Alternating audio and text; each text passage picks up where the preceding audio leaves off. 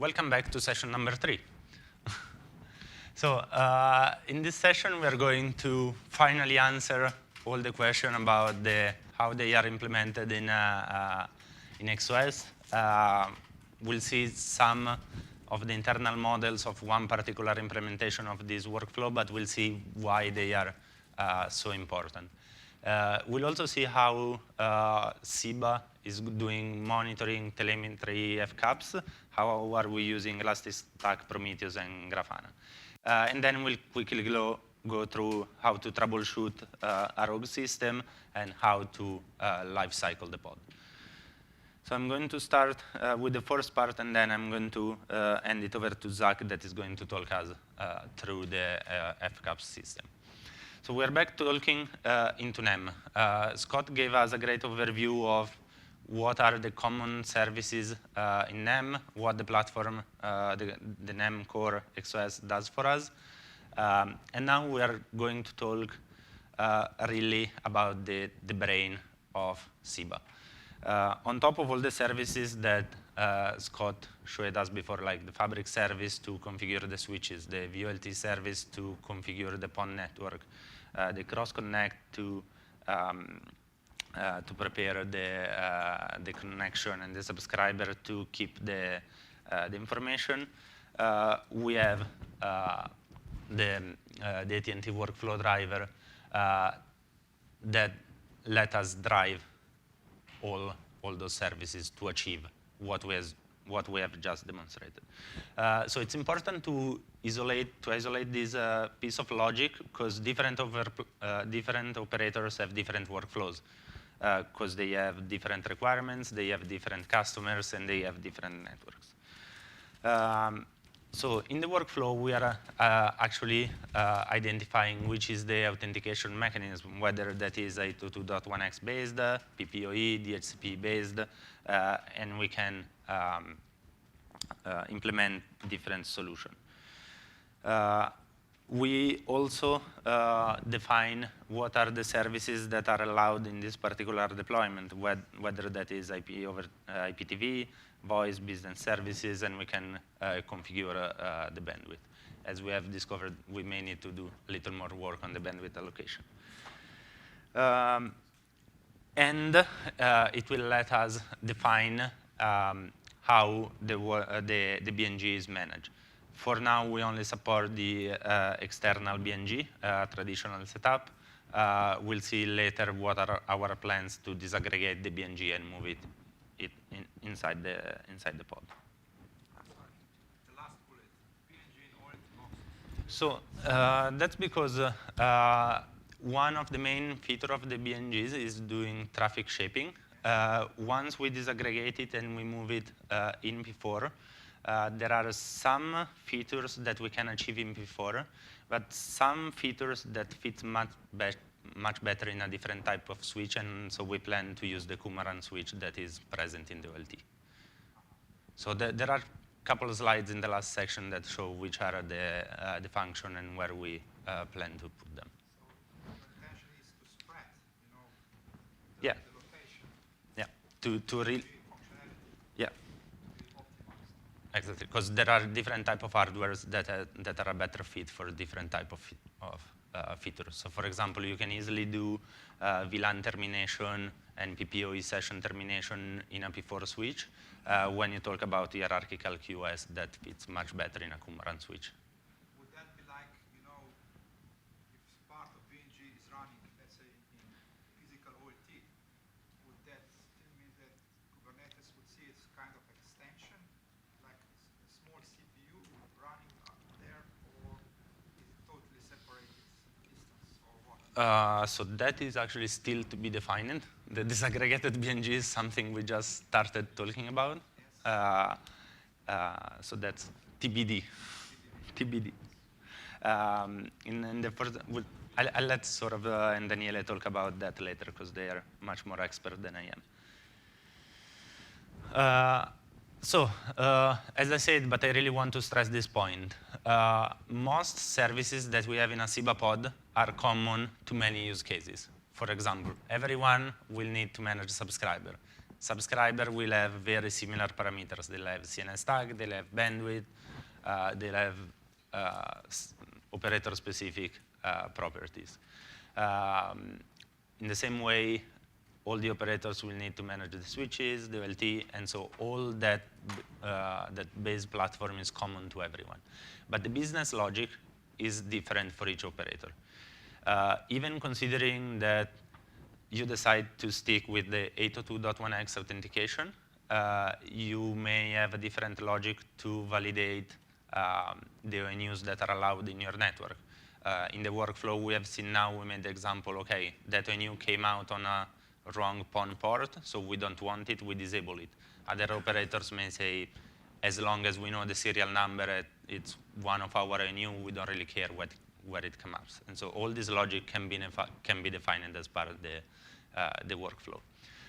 And the big achievement is that isolating this piece of logic, we can reuse 95% of the system and provide a little customization to achieve very different looking solutions.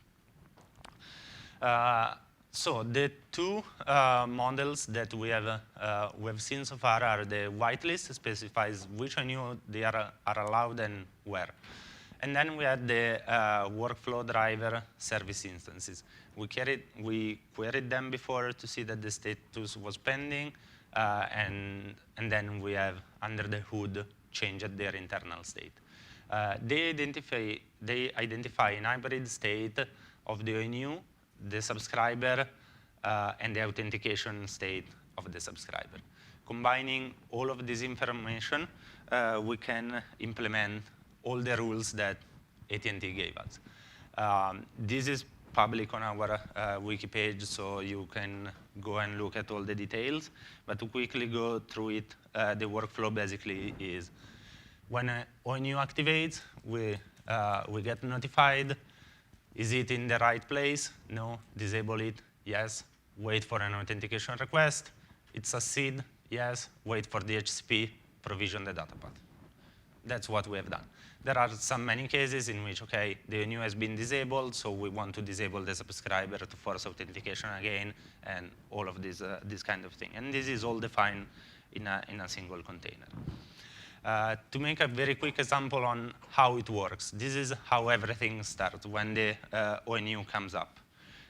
We receive this event, and we're going to create a service instance representing the workflow for that particular subscriber/device.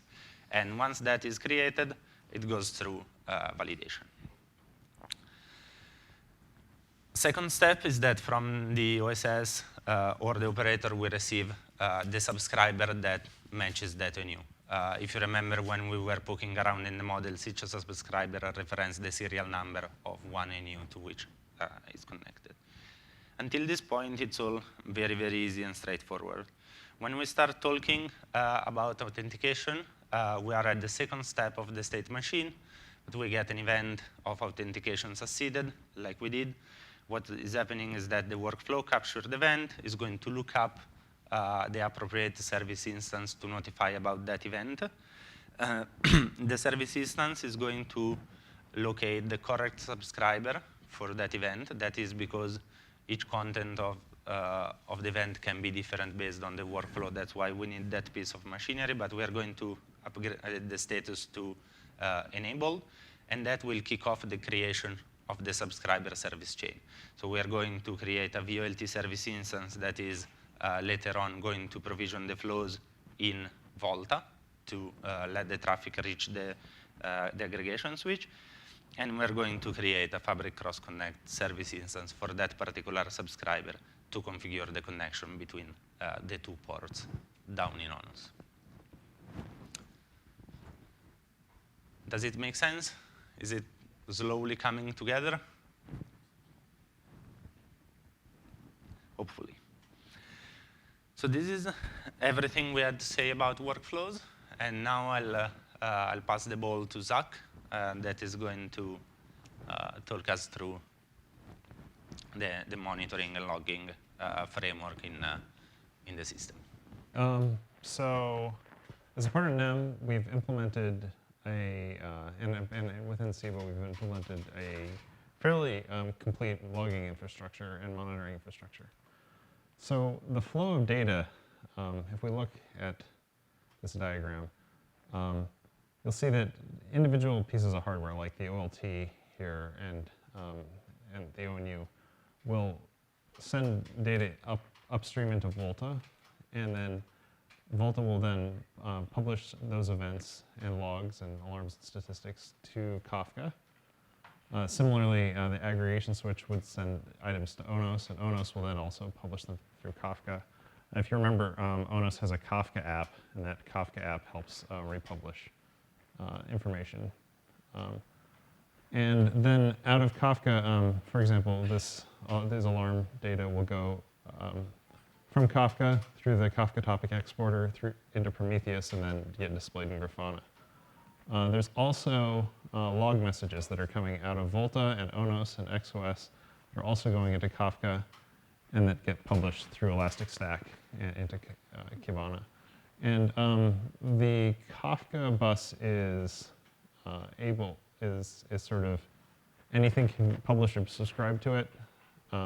So it can, other components can exist, can publish to an operator OSS BSS system. And it's generally pretty flexible in that regard. To give a logical overview, let me see here. Kafka is sort of at the center of this. Kafka, if anyone has used it before, there's a set of topics. Each topic tends to have one type of data in it.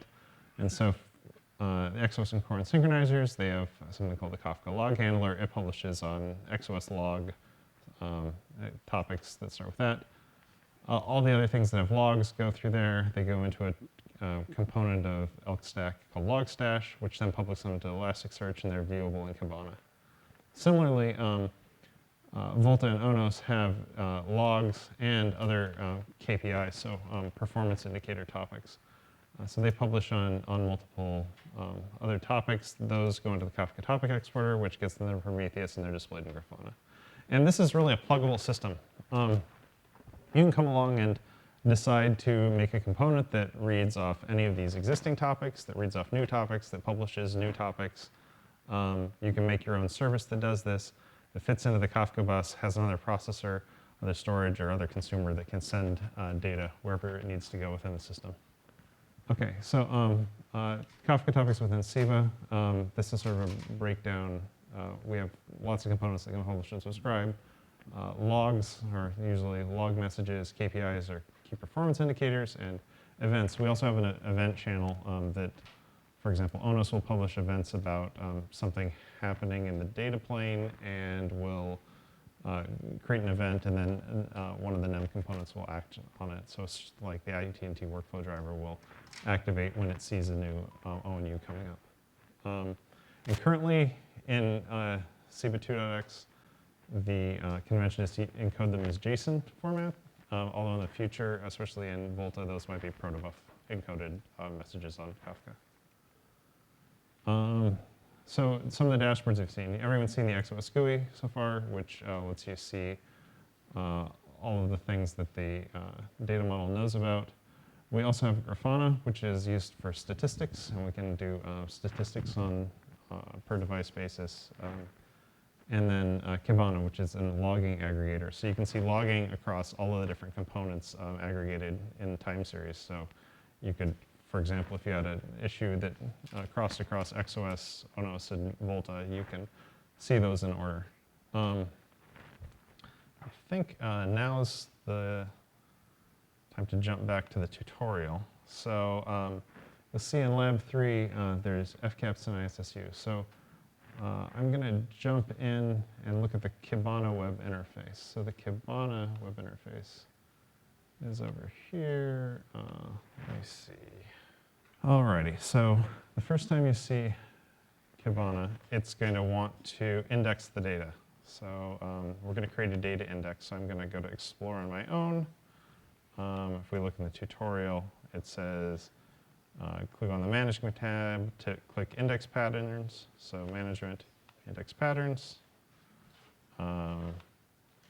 Create a pattern named Logstash star, and then a time filter named timestamp. So I'm going to go ahead and do that. And so you'll see that it can match one index and timestamp. So we're going to create an index pattern. And you'll see that it found a whole ton of fields. We're going to go over to Discover next. We're going to look at the available fields, and we're going to add them to the column view. So over here, there's a big list of different columns that it found in Elasticsearch. This is sort of the raw view, which is somewhat hard to look at. So I'm going to add the Kafka topic, I'm going to add the level name, and I'm going to add the message. Okay, and so you'll see here, Kafka Topic is the name of the component that produced it. So a lot of these are Volta log or XOS log. There's level name. A lot of things are debug level. I'm going to mute and filter out those debug level things because otherwise it's a little too much data. And now you'll see things from Onos, a bunch of things from Onos in here. Okay, and so that was finding the Kafka topic, level name, and message. There's a time range selector, 2 here that you can see whether you want to see the last 15 minutes. I'm going to pick the last 4 hours. And then you'll see that there's about 6,000 items here, at least on my system, that I found. I'm going to go back. So there's also an automatic refresh interval you can set. I'm going to set that to be 10 seconds so that every 10 seconds the page will reload and get more new data off of that it found published in the system. Okay, so this is useful if you wanted to just see the stream of what's currently going on, but most of the time you'd be wanting to troubleshoot the system and find specific parts of data. So I'm going to search for the PONSIM ONU serial number here. And so this is going to find every log message that was about this serial number. And so you'll see that it saw stuff in Onos, that it was looking for data. The Onos looked for things in SATIS. SATIS responded with bandwidth information, that there's a change event from Volta. This is useful for if you're debugging the system and you need to find out what's going on. But you'll see that there aren't a whole lot of items that are about the DHCP and other off. So that's because Onos has a better, when you're tracking information in Onos, it's doing it based on the OpenFlow ID. So the OpenFlow ID is also set. So I'm going to expand the search range to include either the serial number or the OpenFlow ID for that ONU.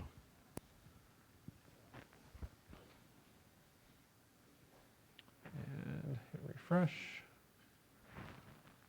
And it's thinking, that's the little line up at the top. And you'll now see that you'll see your DHCP back and forth with it finding, doing the DHCP off or exchange.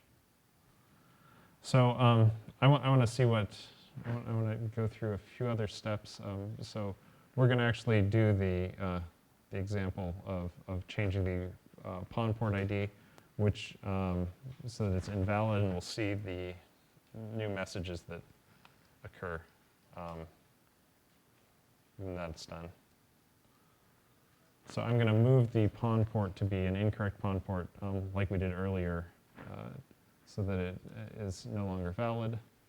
So it's updated. If we go back to Kibana, we'll start seeing messages that it's that the ONU is in the wrong location.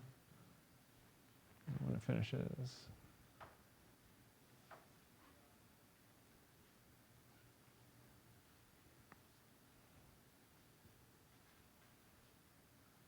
So it had a change event. There's a bunch of Volta events.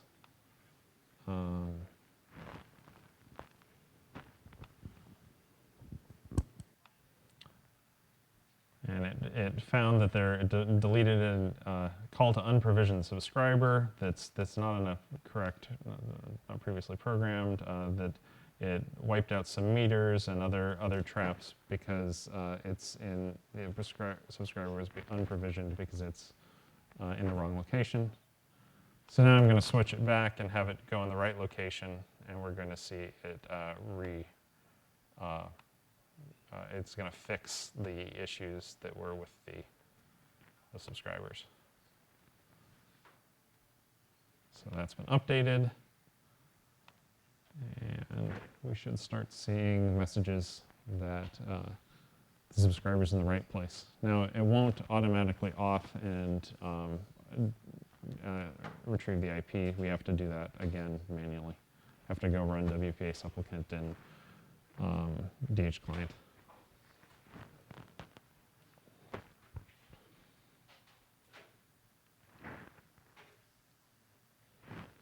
So I'm going to do that.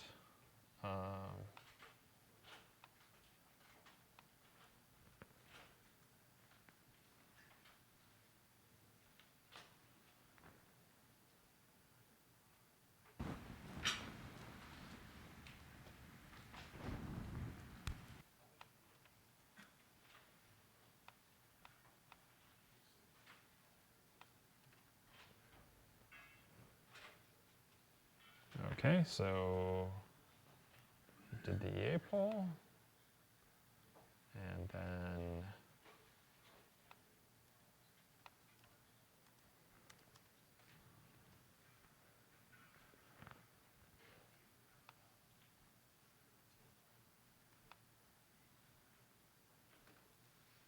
so it installed the EA poll trap flow when it was re-enabled, and then we're going to see messages that it did the EA poll off, which was coming out of ONOS, and then we're going to see the DHCP complete. And all this information isn't only viewable in Kibana. You can either read this information directly off the Kafka bus, or you can query Elasticsearch directly. So there are a lot of different API options you have for integrating with this system. So you'll see that then the DHCP handshake happened. Okay, let's see the next item. I'm going to go over, so are there any questions about the use of Kibana here? Okay. Matteo, did you want to do the Grafana section? Or I can keep... Oh, the backup and restore, okay.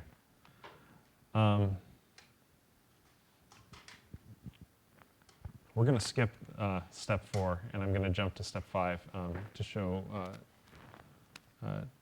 one more section. So the next item that we had was backup and restore of SEBA. So the NEM database that's connected to XOS is Postgres, and you can back that up and restore it using the cord control CLI tool or over gRPC. It's an API.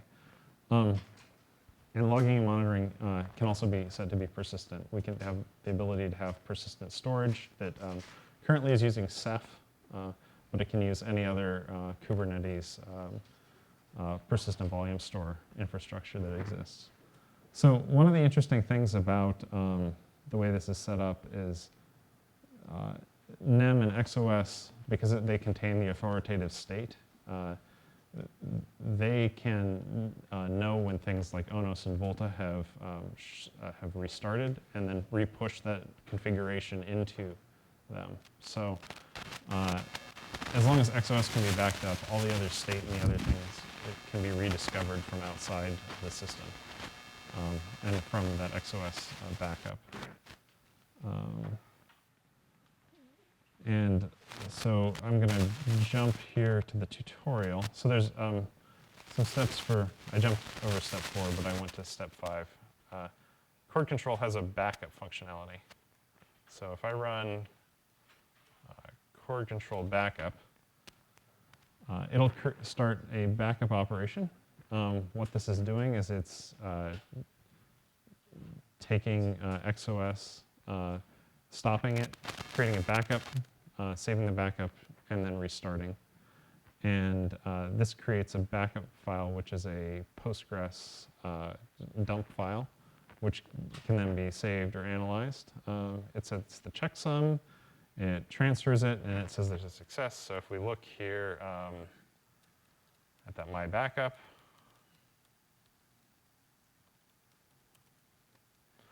you'll see it's a Postgres dump file. And it contains all of the other information that's in there. Now that it's created, it took all those internal steps. It created the backup set and downloaded it. Now you can restore that backup. And it will take the backup file, apply it to the XOS system, and then restart the data model. Yes?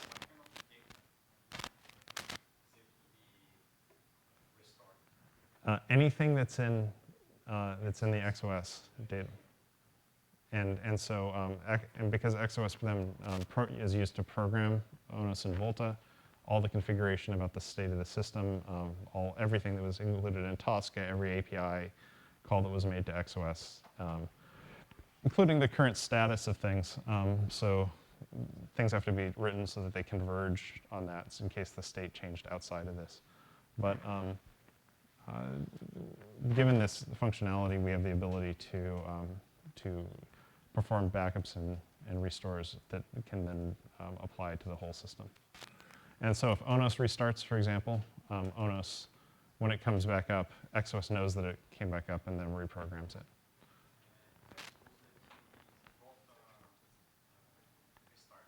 That's the same thing.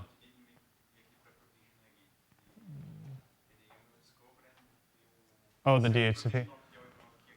So most things are set to automatically have a retry. So an ONU or other side, or RG side things, I'd assume would automatically restart. So your RG probably has a DHCP client that will automatically retry. And the same with auth, if it saw an auth break. And what this allows us to do, it involves, it allows us to tell a pretty good ISSU story. So we support, within NEM, XOS upgrades, so you can update a service, which we're going to see happen in the final step. The developers that we're going to actually upgrade a service in a way that is that shows the upgrade process. And then we also allow third-party components. So the monitoring, the logging, and storage, you can ISSU those. That's actually, the heavy lifting for that is done by other people in the Kubernetes community. And so what I was saying earlier, other components like ONOS and Volta, they don't persist state and are configured by XOS, so they can be upgraded and restarted with minimal service interruption. So obviously, if Volta is down, changes made to OLTs and other things that happen in the OLT would drop for a small portion of time, but that's a minimal.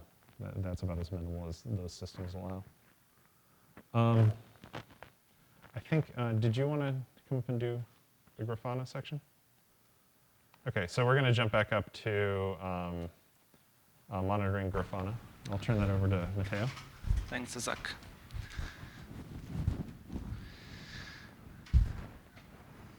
Okay, so if we go back and look at the other view in the KPIs, we can just connect on the same pod to the Grafana dashboard. As we said this morning, we are not actually customizing anything. We're just providing a set of dashboard. For example, we are keeping track of the authentication events that happen in the system, or we are keeping track of the traffic. Oh, sorry. We are keeping track of the traffic that is going through the system. So since we have done a little back and forth of authentication and DHCP, we did some pings. We see that we have some traffic going through the switch, and we can differentiate on which physical port the traffic happened. We can fetch the same information out of Volta when we are running it on physical hardware that actually reports this information back to Volta. That's not implemented in PONSIM. But what I wanted to show you was an example that relates to the question that we had before. For example, in case of a new event that went wrong, I want to just emulate an authentication failure in the system. So I'm just going to connect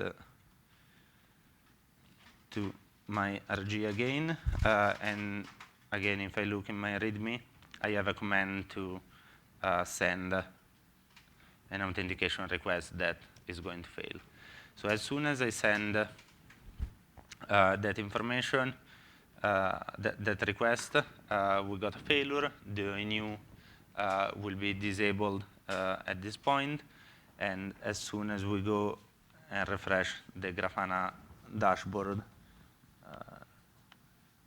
it will take some time to come up here, but we'll get the new information, and we'll see that has been trapped. So in Grafana, within each dashboard, you can define custom alarms. So if this is an event that you deem interesting to be notified, just trigger an alarm and integrate it with your system. Now let's move on to the debugging part.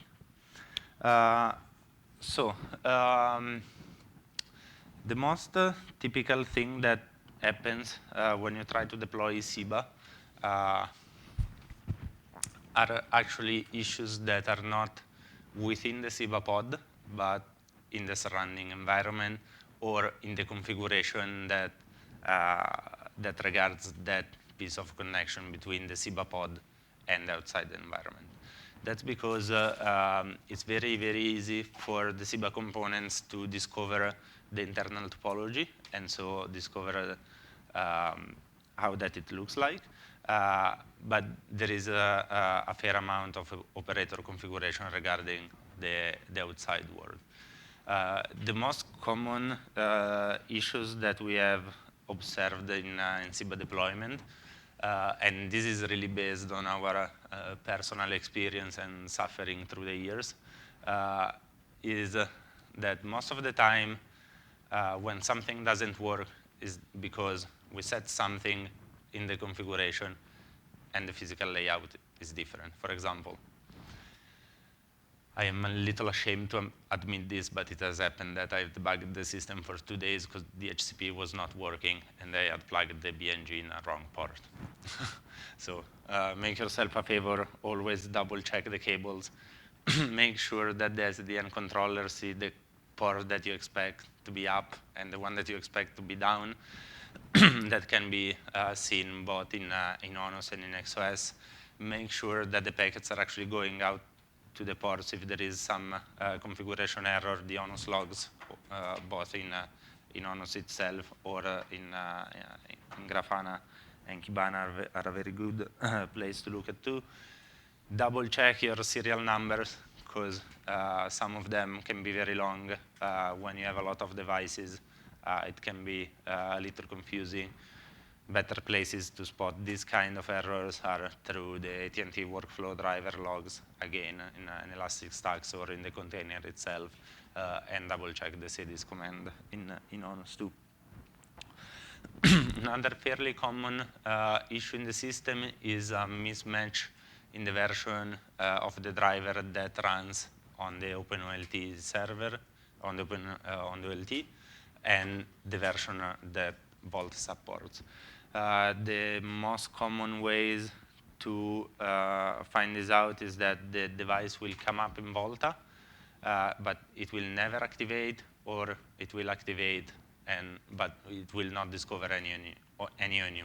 This depends how you mix and match the various, the various versions. And then what happens, sometimes it's some misconfiguration either in the BNG, in the way it allocates IPs and routes, or in the radius server, or in the parameters you configure in them to augment the packets that are going to the radius server. And again, the best places to spot these issues are in the AT&T workflow driver and ONOS logs.